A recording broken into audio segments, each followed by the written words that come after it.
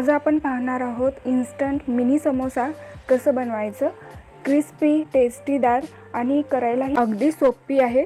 चला तर मग रेसिपीला सुरुवात करूया।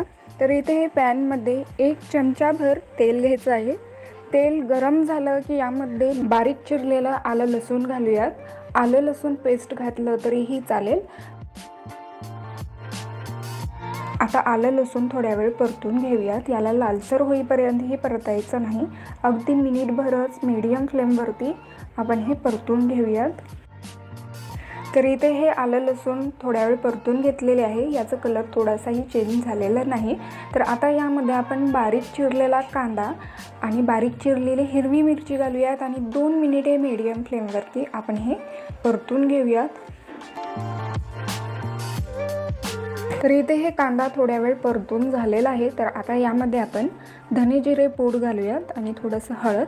आता हे थोड्या वेळ आपण कांद्यासोबत परतून घेऊयात।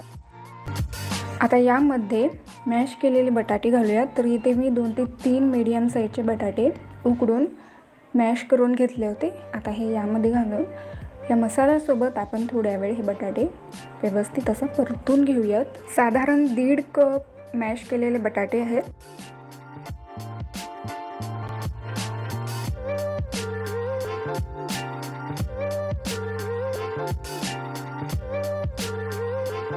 आता यामध्ये आपण अर्धा कप चाट मसाला घालूया। चाट मसाला ऐवजी आमचूर पावडर घातलं तरीही चालेल।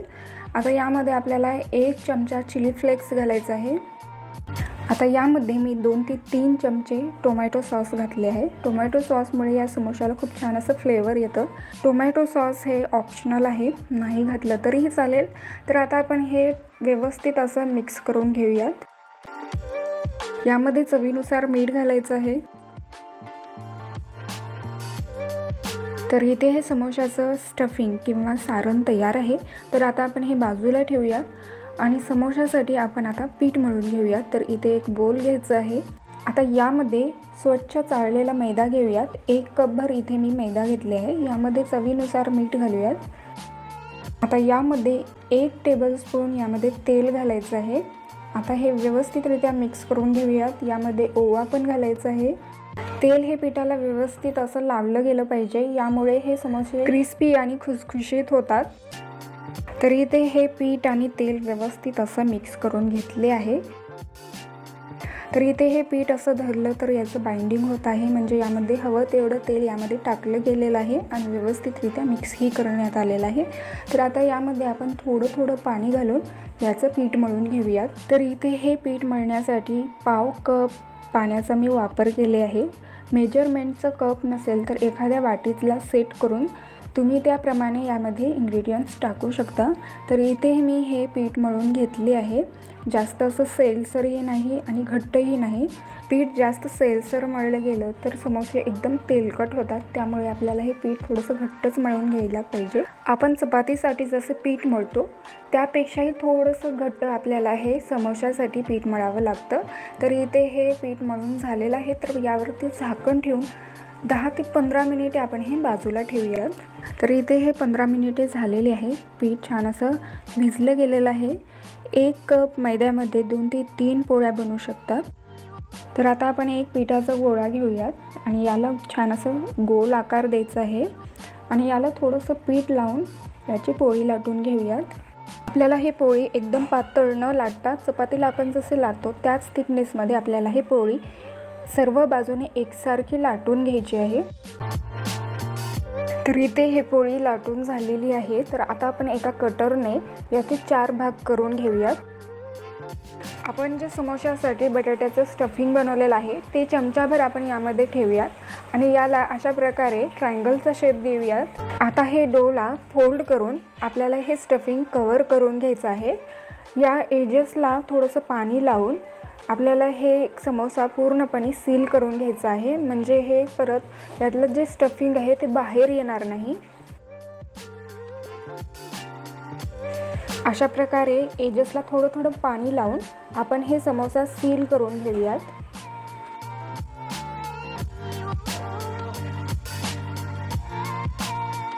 तर इथे हे अशा प्रकारे समोसा तयार आहे।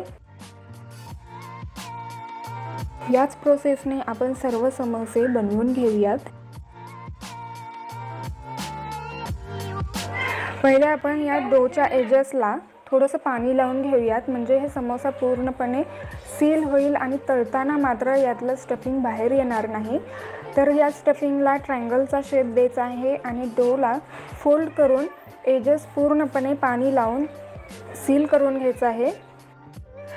इथे हे समोसे मी बनवून घेतलेले आहेत। तर आता हे गरम तेलामध्ये तळून घेऊयात। तर कढईमध्ये तेल घेतले आहे। तेलामध्ये हे समोसे पूर्णपणे बुडतील इतपत आपल्याला हे तेल घ्यायचं आहे। तेल एकदम कडकडीत गरम झालं की यामध्ये आपण हे समोसे एक एक करून तेलामध्ये सोडून घेऊयात।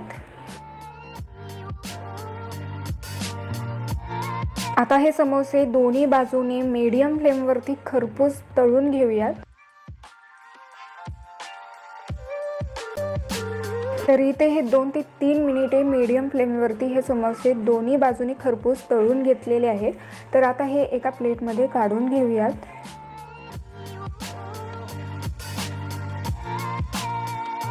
तर इथे हे क्रिस्पी खुसखुशीत इन्स्टंट मिनी समोसा तयार आहे। चला तर मग परत भेटूयात अशाच एका नवीन रेसिपीसोबत।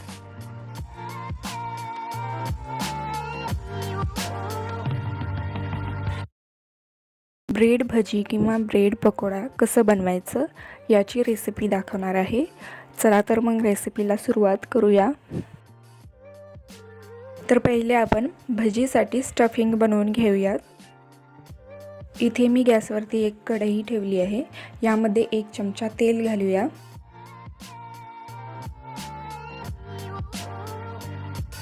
तेल चांगलं असं गरम झालं की यामध्ये अर्धा चमचा मोहरी घालूया। मोहरी चांगली तडतडली की यामध्ये अर्धा चमचा जिरे घालायचे आहेत आणि जिरे हे थोड्या वेळ चांगले परतून घ्यायचे आहेत। आता यामध्ये 2 चमचे बारीक चिरलेली हिरवी मिरची घालूया आणि अर्धा चमचा आलं पेस्ट। आता हे थोड्या वेळ आपण आता यामध्ये बारीक चिरलेली शिमला मिरची घालूया। तर इथे मी एकच शिमला मिरची घातली आहे। शिमला मिरचीला तेलावरती थोड्या वेळ परतून घ्यायचं आहे। शिमला मिरची थोड्या वेळ परतून झालं की यामध्ये उकडून मॅश केलेले बटाटे घालूयात। तर इथे मी 2 ते 3 मीडियम साईजच्या बटाट्यांचा वापर केले आहे। आता यामध्ये थोडंसं लाल तिखट घालूया, चवीनुसार मीठ। तर इथे हे फोडणी करून झालेली आहे। तर आता आपण गॅस बंद करूयात। अर्धा चमचा यामध्ये चाट मसाला घालायचा आहे। चाट मसाला ऐवजी आमचूर पावडर घातलं तरीही चालेल।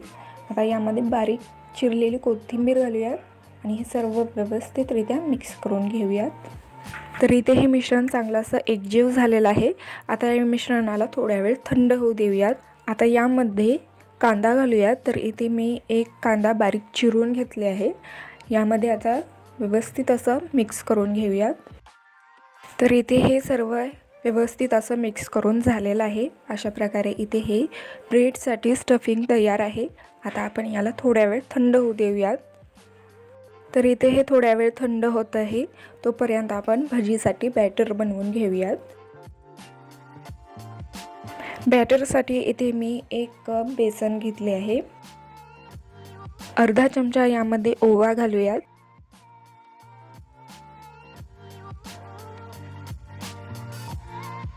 आता यामध्ये 4 चमचे तांदळाचं पीठ घालूया। तांदळाच्या पिठामुळे हे भजी चांगले असे क्रिस्पी होतात। लाल तिखट घालायचं आहे, चिमूटभर हिंग आणि चवीनुसार यामध्ये मीठ घालूयात। पाव चमचा यामध्ये खायचा सोडा घालायचा आहे। आता हे व्यवस्थितरित्या आपण मिक्स करून घेऊयात। तर इथे हे व्यवस्थित असं मिक्स करून झालेलं आहे। तर आता यामध्ये आपण पाणी घालून याचं बॅटर बनवून घेऊयात। तर इथे मी अर्धा कप पाणी घातले आहे। आता हे व्यवस्थितरित्या मिक्स करून घेऊयात।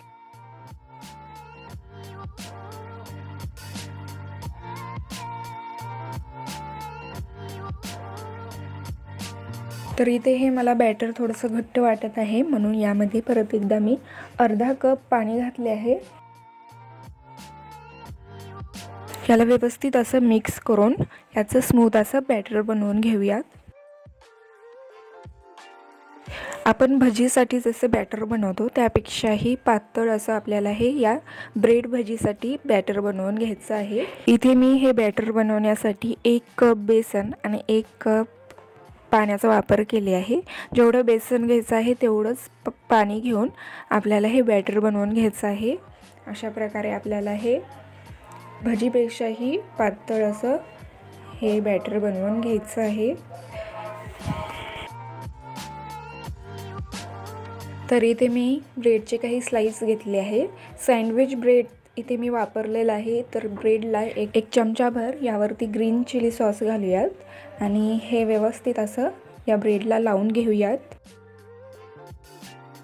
ग्रीन चिली सॉसऐवजी टोमॅटो सॉस वापरलं तरीही चालेल. आता यावरती आपण जे बटाट्याचं स्टफिंग बनवलेलं आहे ते घालूयात आणि बटाट्याच्या कडेपर्यंत आपण हे व्यवस्थित असं पसरवून घेऊयात, ब्रेडला लावून घेऊयात. ब्रेडला स्टफिंग लावून झालेलं आहे. आता यावरती आपण किसलेलं पनीर घालूया. पनीर हे ऑप्शनल आहे, नाही घातलं तरीही चालेल. पनीरऐवजी चीज वापरलं तरीही चालेल. आता यावरती दुसऱ्या ब्रेडचा स्लाइस ठेवूयात आणि अशा प्रकारे दाबूयात, म्हणजे हे ब्रेड स्लाइस नंतर निघणार नाही. आता याला आपण मधोमध चाकूने कट करून घेऊयात. इथे हे अशा प्रकारे ब्रेडला भरवून घ्यायचं आहे. पहिले सर्व ब्रेड आपण बनवून घेऊयात आणि नंतरच आपण याचे भजी बनवून घेऊयात. इथे हे तेल चांगलंसं तापलेलं आहे. आता या बॅटरमध्ये आपण जे ब्रेड भरून घेतलेलं आहे ते यामध्ये चांगलंसं डीप करून घेऊयात. बॅटर हे ब्रेडला चांगलंसं लागलं गेलं पाहिजे. आता हे आपण गरम तेलामध्ये सोडून घेऊयात.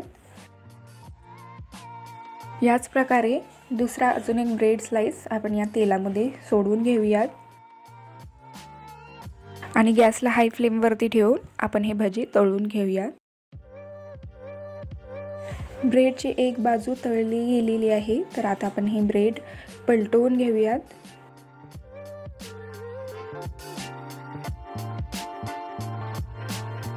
गॅसला मीडियम टू हाय फ्लेमवरती ठेवायचं आहे आणि ही ब्रेड स्लाइस दोन्ही बाजूने सोनेरी रंग होईपर्यंत चांगलं असं तळून घ्यायचं आहे. तर इथे हे ब्रेड दोन्ही बाजूने चांगले असे तळले गेले आहेत. चांगला असं सोनेरी रंग आलेला आहे. तर आता आपण हे ब्रेड एका प्लेटमध्ये काढून घेऊयात.